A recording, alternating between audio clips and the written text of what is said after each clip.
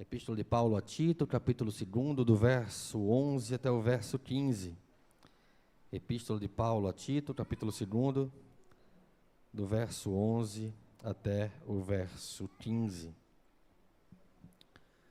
Diz assim a palavra do Senhor: Portanto, a graça de Deus se manifestou salvadora a todos os homens, educando-nos para que, renegadas as impiedades e as paixões mundanas, vivamos no presente século, sensata, justa e piedosamente, aguardando a bendita esperança e a manifestação da glória do nosso grande Deus e Salvador Jesus Cristo, o qual a si mesmo se deu por nós, a fim de remir-nos de toda iniquidade e purificar para si mesmo um povo exclusivamente seu, zeloso de boas obras. Dize estas coisas, exorta e repreende também com toda a autoridade, ninguém te despreze. Nós vamos orar nesse momento. As crianças vão continuar conosco durante a mensagem, depois a gente vai orar com elas também, para que elas se retirem para o departamento infantil, na hora que nós formos participar da ceia. Vamos orar nesse momento, fechar nossos olhos. Pai bendito, todo-poderoso Deus, te louvamos, Senhor, porque a tua graça se mostrou operosa em nossas vidas, porque o Senhor encheu nossos corações de fidelidade, o Senhor encheu nossos corações do desejo pela santidade, de buscar o Senhor, de se relacionar com o Senhor. O Senhor tem moldado a nossa vida e tem forjado o nosso caráter da maneira que te agrada, Pai. Ó Pai, que sejamos conduzidos pelo Senhor, pela glória do Senhor, a vivermos uma vida de piedade. Que sejamos assim, em piedade, conduzidos à santidade, que nossa vida prática reflita aquilo que cremos e naquilo que estamos sendo transformados pelo poder do Espírito Santo que habita no coração da igreja. Assim, Pai, nós te louvamos em nome de Jesus. Amém. Meus irmãos, a mensagem central dos versos que nós lemos, e juntando com todo o capítulo 2, que fala de maneira muito prática como a igreja deveria viver, como a igreja deveria se comportar, não segundo os padrões de uma geração corrompida, não segundo a cabeça de fulano ou de ciclano, mas segundo a palavra do Senhor, como a palavra do Senhor instrui que devemos nos relacionar uns com os outros como igreja, dedicando o nosso coração, o nosso entendimento e as nossas vontades, sonhos e desejos ao Senhor. A mensagem central desses versos é que a graça do Senhor manifestada em Cristo, ou seja, a graça do Senhor foi então revelada na vinda de Cristo Jesus, na pregação do Evangelho, na boa nova do Evangelho, poder de Deus para converter corações de homens improváveis como nós. A graça do Senhor é manifesta para trazer esta salvação à igreja. E uma vez trazendo salvação à igreja, não é apenas um vale que nos dá então um direito de acesso ao céu, mas uma responsabilidade e ao mesmo tempo uma capacidade de vivermos de acordo com aquilo que o Senhor tem operado em nossos corações. É uma chamada à santidade e ao serviço, mas para aqueles que creem em Cristo Jesus. Somos chamados pela graça do Senhor para a salvação, e então, uma vez chamados para a salvação, somos chamados à responsabilidade de serviço, de boas obras, como assim o texto nos instrui. A graça não apenas nos redime do pecado, ela não tira apenas o pecado da nossa vida, no sentido de pagar o preço por causa dos nossos pecados, mas também nos ensina a viver de maneira santa, de maneira dedicada ao Senhor, de maneira que a nossa vida seja moldada pela palavra do Senhor, e então os nossos dias sejam contados à luz daquilo que o Senhor tem instruído para a sua igreja. Enquanto aguardamos a segunda vinda de Cristo, devemos buscar viver como Cristo.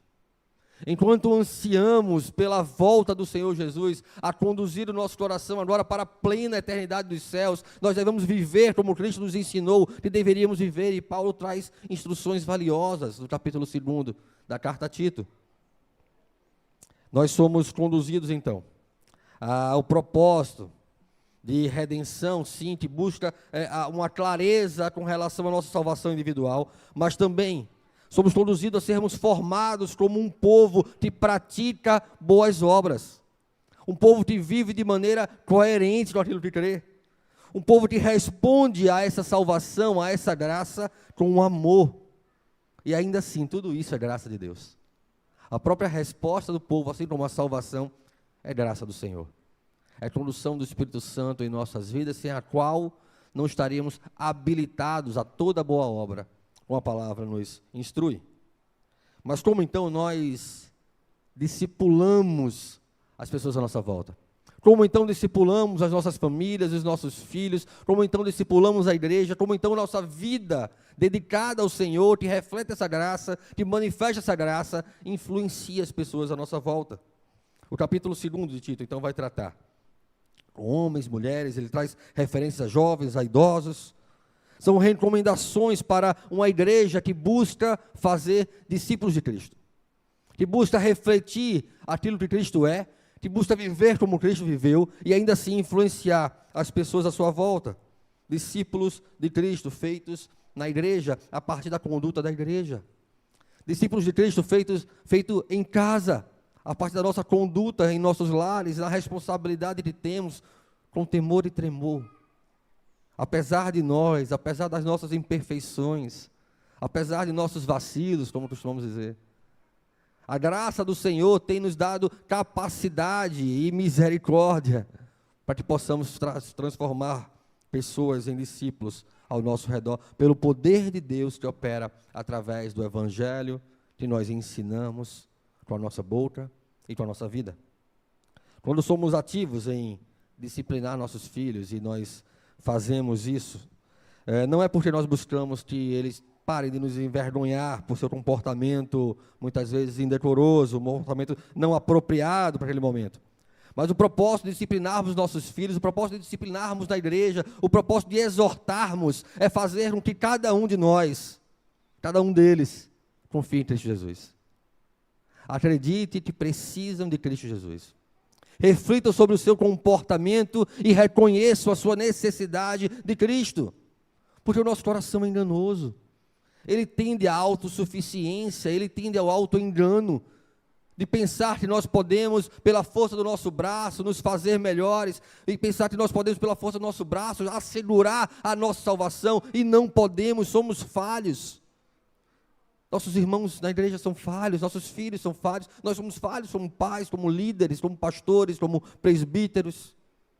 É pela misericórdia do Senhor que nós então somos conduzidos pelo esse Espírito a moldarmos a nossa vida, aquilo que Deus tem preparado para nós e preparou desde a eternidade, quando de glória em glória nos tem transformado à imagem do seu Filho.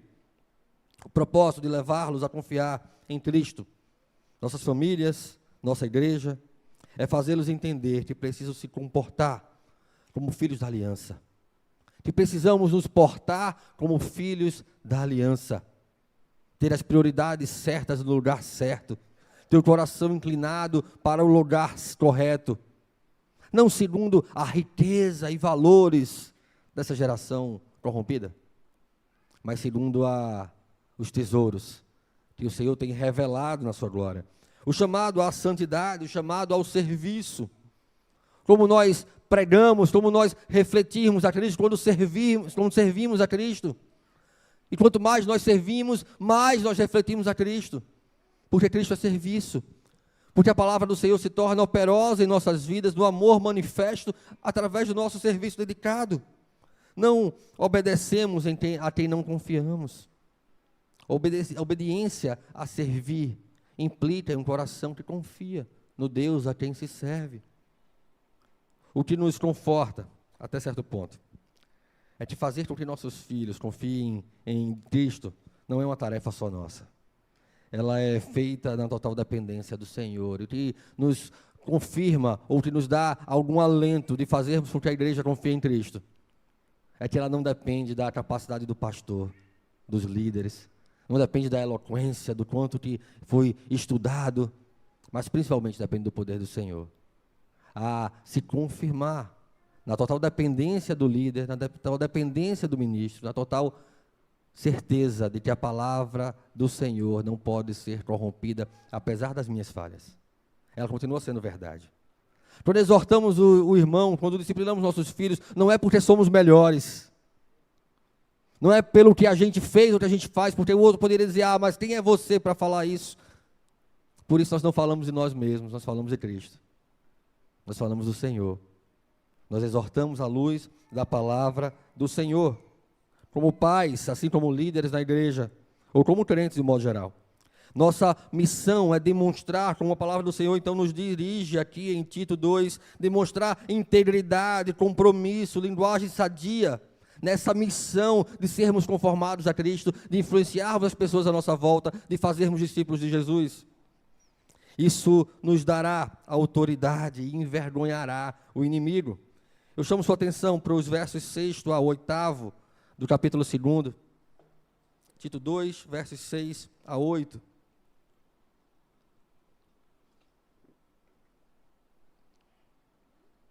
Diz assim a palavra: quanto aos moços, de igual modo, exorta-os, para que em todas as coisas sejam criteriosos. Torna-te pessoalmente padrão de boas obras, no ensino mostra integridade, reverência, linguagem sadia e irrepreensível, para que o adversário seja envergonhado, não tendo indignidade nenhuma que dizer a nosso respeito. Meus irmãos, o caminho da santidade, ele passa por piedade e maturidade. Muitas vezes a palavra grega, traduzida por maduro, ela é também usada como perfeito. Nós amadurecemos à medida que somos aperfeiçoados pelo poder do Evangelho. Nós amadurecemos à medida que nós vamos aprendendo da palavra do Senhor, aprendendo a palavra em nossos corações, isso se tornando prática em nossas vidas, aperfeiçoando a nossa mente, a nossa razão, transformando o nosso entendimento até o ponto de entendermos a vontade do Senhor como boa, perfeita e agradável, apesar de muitas vezes amarga. Mas nós precisamos moldar a nossa vida, a vida de Cristo Jesus. Isso é maturidade, isso é aperfeiçoamento. Precisamos desenvolver um caráter piedoso e maduro, pela graça, que reflita em todas as áreas de nossas vidas. Não apenas naquilo que fazemos na igreja ou para a igreja, mas no modo como nós trabalhamos, no modo como nós estudamos, no modo como nós fazemos o que fazemos. São atitudes que acompanham, então, o desenvolvimento da piedade. Eu queria trazer para a reflexão da igreja e aplicar, a partir do texto do capítulo 2 de Tito, a reflexão da igreja, algumas atitudes no desenvolvimento da nossa piedade. A principal característica de Paulo, que deveria, então, marcar esses homens e mulheres, é a piedade. Não se trata de sabedoria secular, não se trata de habilidade ou competência, mas de uma substância espiritual. A piedade, ela vai delinear as características que devem, então, ser cultivadas na vida cristã. Então, a primeira característica que eu gostaria de trazer é a autodisciplina. Nós precisamos, como crentes, ter autodisciplina. O verso 2 do capítulo 2 de Tito vai dizer: quanto aos homens idosos, ou experimentados, sejam moderados, respeitáveis, sensatos, sadios na fé, no amor e na perseverança. Olha que bênção ter homens firmes, crentes, dedicados, maduros, moderados, respeitáveis, sensatos, sadios na fé, no amor e na perseverança. Que modelo para os pais jovens da igreja, que modelo para as crianças que crescem na igreja, crescendo em meio a homens assim, autodisciplinados, sensatos, conduzem a igreja na boa palavra do Senhor, que não são iracundos, que não são facciosos, que não buscam seus próprios interesses, mas servem de modelo para a igreja.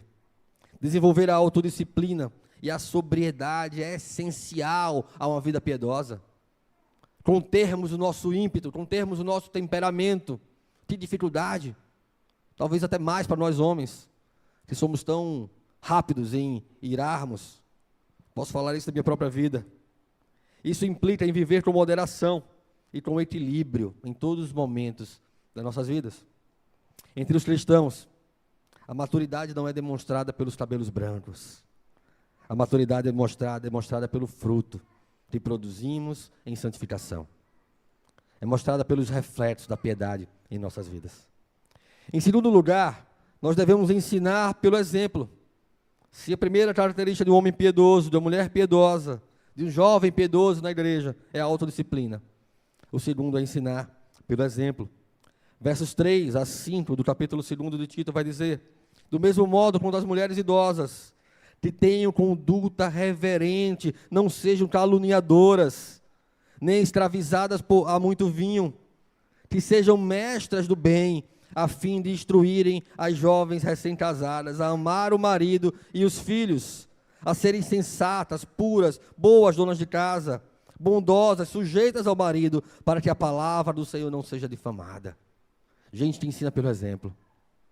A gente te ensina pela boa conduta. A gente se preocupa com o outro, porque não só vive aquilo que crê, mas se preocupa em ensinar para que os outros também vivam aquilo que creem, ou que deveriam crer. O desenvolvimento de um caráter piedoso, ele vai envolver a transmissão de um conhecimento pela experiência. As pessoas mais maduras na fé são encorajadas a ensinar, a serem exemplos, a servirem de régua para as pessoas mais jovens. Por isso nós precisamos cuidar para que o nosso comportamento não sirva do inverso. Eu que não quero ser como fulano. Eu que não quero fazer como que fulano fez ou fazia. Que as mulheres mais experimentadas, que os homens mais experimentados da igreja sirvam como exemplo dos mais novos. É comum nós termos na igreja questões de comportamento, ou melhor, da falta de um comportamento decoroso. Isso, principalmente no meio dos jovens e adolescentes. Nós temos que ter muito cuidado, por exemplo, a nossa visão de moda, muitas vezes distorcida. Nós entendemos que vivemos em meio a uma cultura caída, nós entendemos que vivemos em meio a uma geração perdida, mas muitas vezes nós parecemos mais como membros dessa geração perdida do que como membros da Igreja de Cristo. Isso não é uma dificuldade apenas das mulheres, mas também uma dificuldade dos homens. E não apenas dos mais jovens, mas também muitas vezes dos mais velhos. É quando nós acreditamos que nós não precisamos nos cobrir adequadamente, quando nós não nos achamos pecadores suficientes, quando se trata de absorver a cultura dessa geração corrompida. Então nós nos abraçamos, nos afeiçoamos com a cultura sensualizada dessa geração. Como nós temos visto essa prática, basta percorrer as redes sociais e muitas pessoas que a gente conhece, infelizmente. Nós vamos ver comportamentos como estes, abraçando a cultura sensualizada dessa geração. Precisamos de pessoas maduras na fé, experientes, para instruir essas pessoas menos experientes. Que a falsa de modéstia no vestir mostra um desprezo à modéstia cristã. Se torna, então, a roupa aquilo que cobre, ao invés de aquilo que cobre, o motivo da nossa vergonha. Adão e Eva, quando se viram nus, cozeram folhas de figueiras, como se pudesse, pela força do seu braço, cobrir o seu próprio pecado, as suas vergonhas. Deus, então, depois sacrifica um animal e os cobre com a pele desse animal. Nós, muitas vezes, cobrimos as nossas vergonhas com mais vergonha, porque nos portamos mais como pessoas desse mundo, no nosso conceito de moda, de trajes, do que com a modéstia pregada pela palavra do Senhor.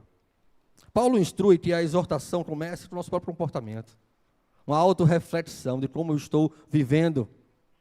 E ele se dirige assim às mulheres mais velhas: olha, cuidem do comportamento de vocês, não sejam dadas a muito vinho, sejam assim, assado, para então instruir as mulheres mais jovens como devem fazer. Então a nossa maneira de viver fluirá do Evangelho, não das redes sociais, não dos influencers, não da cultura dessa geração, mas do Evangelho. E as influências seculares que provêm, então, dos filhos da desobediência, não terão reflexo em nossas vidas no meio da igreja. Em terceiro lugar, depois de ter a autodisciplina, de ensinar pelo exemplo, somos exortados por Paulo a amar a família. Verso 4 e 5 vai dizer: o propósito de ensinarmos, então, as mulheres mais novas, as mais velhas ensinarem as mais novas, é que elas amem a família, a fim de instruírem as jovens recém-casadas a amar o marido e os filhos, serem sensatas, puras, boas donas de casa, bondosas, sujeitas ao marido, para que a palavra do Senhor não seja difamada. O mundo está muito longe de ser o mundo ideal, muito longe.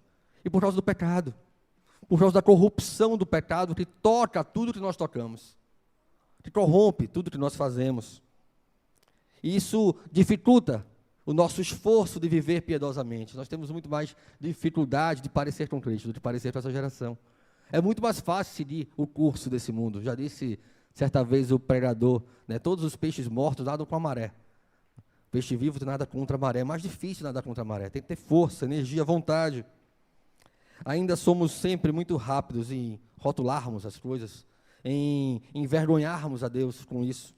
Cada um aqui tem certamente uma resposta pronta de como o outro deveria viver. Nós fazemos muito isso, né? Nós julgamos, fulaninho deveria ser assim, a ciclaninho deveria fazer desse jeito. A gente é muito pronto para rotular e muito tardio para amar, para entender, para cooperar, para exortar, para suportar uns aos outros. A piedade, ela se reflete no amor e no cuidado com a família. O princípio é a piedade. O princípio é a busca, ao aperfeiçoamento, a sermos como Cristo. O modo como nós fazemos isso pode ser diferente. O modo como você cria seus filhos pode ser diferente do modo como o outro cria seus filhos. O modo como você vive a sua realidade familiar pode ser diferente de outra pessoa da igreja, e tudo bem com isso, desde que ambos estejam moldando a sua vida, a sua família e o seu caráter a perseguir o alvo, de parecer mais com Cristo. Eu não gosto de trazer exemplos pessoais, mas, por exemplo, minha esposa, ela tem dedicação exclusiva à nossa família, ela não trabalha profissionalmente falando. Não por falta de capacidade, é formada, pós-graduada, mas ainda assim dedica-se à sua família, e esse é o modelo que serve para nós. Isso não quer dizer que sirva para todo mundo, isso não quer dizer que se aplique a todo mundo. Nós escolhemos a nossa casa e entendemos que para criarmos nossos filhos aos pés do Senhor, nós vamos nos dedicar exclusivamente a isso, pessoalmente a isso. Mas não é uma realidade que funciona para todos. Mas ainda assim, independente da realidade de cada um, do modo como cada um faz, a nossa motivação e alvo tem de ser criar nossos filhos, a nossa família para Cristo. E nem precisamos conduzir o nosso coração para isso. E em vez de ficar ajudando, porque fulano faz isso, ciclano faz desse jeito. Meus irmãos, o que você faz para conduzir seus filhos e sua família para Cristo? Como o seu coração está em relação ao apego às coisas desse mundo? Você tem imprimido na mente de seus filhos muito mais a necessidade de passar num vestibular, de passar num concurso, de ser isso ou aquilo, ou de ser crente, ou de ser comprometido com a igreja, ou de ser comprometido com o Senhor. O que tem tomado a maior parte do tempo e dedicação da sua família em relação às coisas desse mundo e da igreja? Isso deveria nos levar a refletir sobre o modo como estamos vivendo. E aí sim, tomarmos decisões de acordo com as nossas capacidades, habilidades, competências, para buscar que a nossa vida e a nossa vida da nossa família seja, então, um reflexo daquilo que nós cremos deveríamos ser em Jesus Cristo. Então, o modo como isso acontece, embora seja diferente em cada realidade, é fundamentalmente ligado ao propósito por que isso acontece, para que a palavra do Senhor não seja difamada, para que as nossas famílias e as nossas vidas reflitam Cristo, mesmo que sejamos vacilantes muitas vezes, ainda assim, pela graça do Senhor e pela misericórdia do Senhor, nós buscamos continuamente, noite e dia, a primazia de Cristo no coração de cada um, no nosso lar, na nossa igreja. Em quarto lugar, encerrando talvez as principais práticas que nós poderíamos listar a partir do texto de Tito 2, sobre viver uma vida piedosa que nos conduz à santidade. Versos 7 e 8 vai nos ensinar a praticar o bem.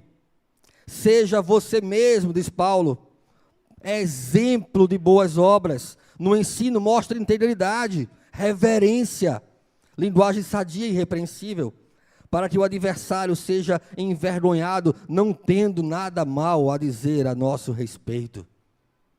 Meus irmãos, como nós fazemos facções e divisões na igreja por pensamentos que não diz respeito àquilo que é essencial em nossas vidas.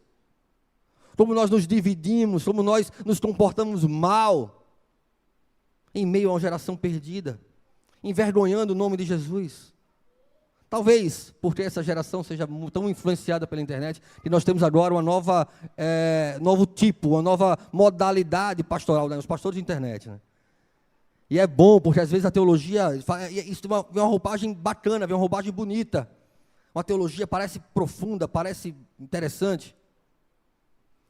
Passamos geração após geração combatendo mercadores da fé.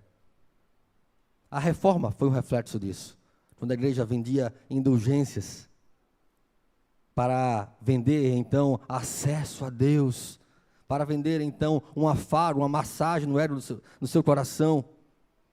Levantam-se, então, os reformadores para dizer, olha, voltemos para a palavra.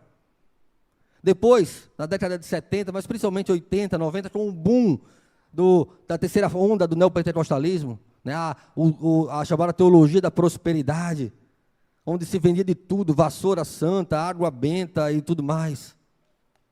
A igreja se levanta contra isso, recriminando e condenando essas práticas.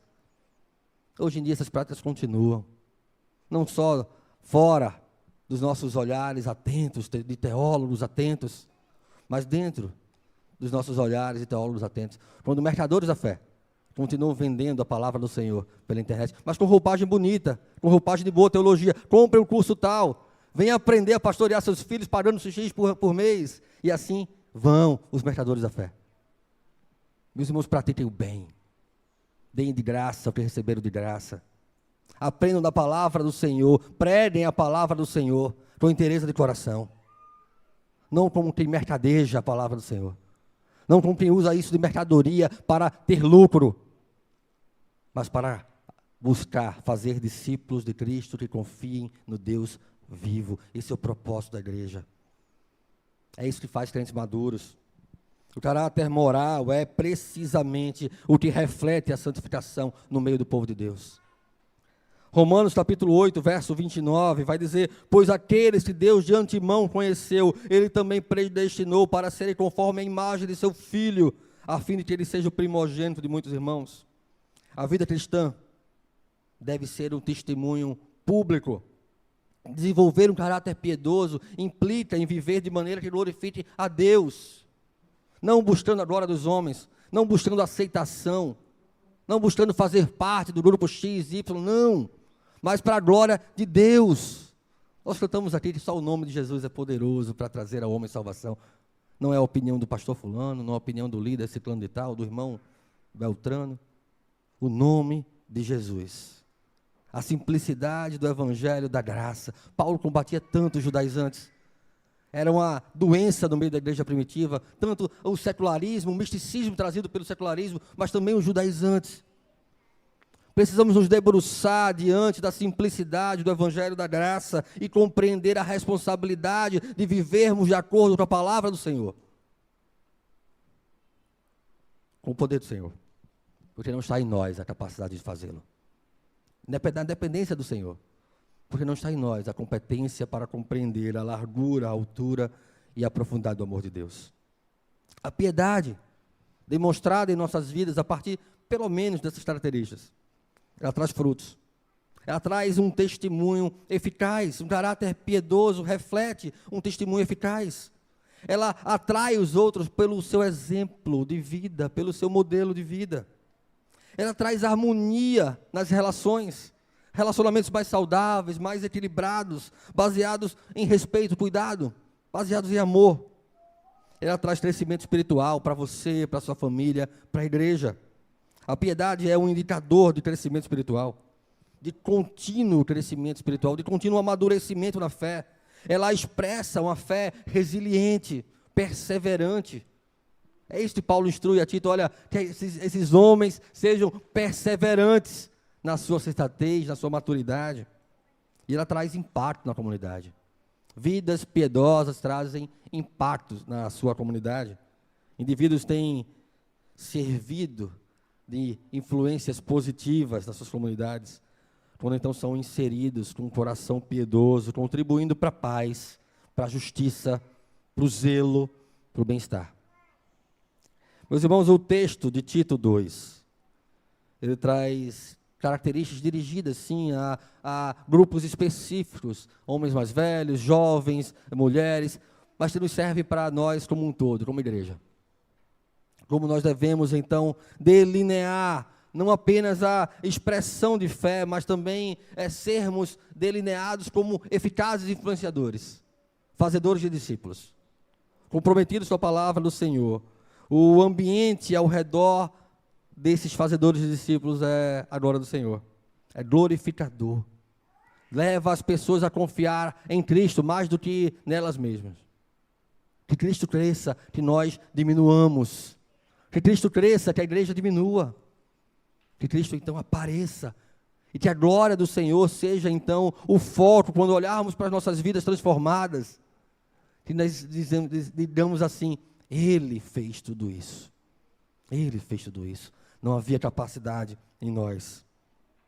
Nós precisamos, então, ser como estes, piedosos, influenciadores do mundo à sua volta, a confiar em Cristo, a fazer discípulos de Jesus em nossos lares, em nossas igrejas. Que Deus tenha misericórdia de nós, que Ele possa aplicar a sua palavra em nossas vidas,